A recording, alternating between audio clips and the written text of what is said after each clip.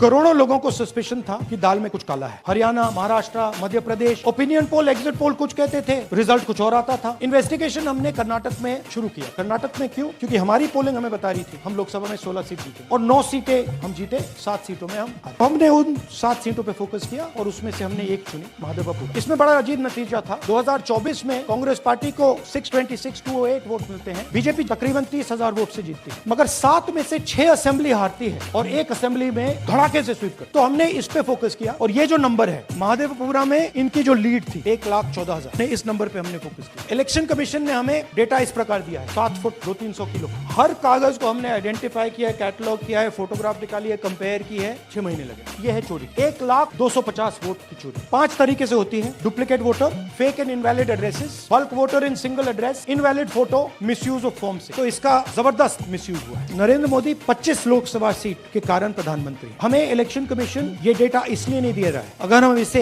बाकी लोकसभाओं में करा देंगे तो देश की लोकतंत्र की सच्चाई बाहर आ जाएगी। ये क्रिमिनल एविडेंस है और इलेक्शन कमीशन देश में पूरे एविडेंस को डिस्ट्रॉय करने की सोच रहा है। मैंने जैसे कहा 21वीं सदी है, एक हार्ड ड्राइव पे आप पूरा डेटा रख सकते हो, 100 साल 200 साल का डेटा रख सकते हो, जितना रखना है रख दो। मगर इलेक्शन कमीशन 45 दिन में सीसीटीवी को खत्म करना चाह रहा है, वोटर लिस्ट नहीं दे रहा। तो they are colluding with the BJP, they are helping the BJP destroy the election system in India.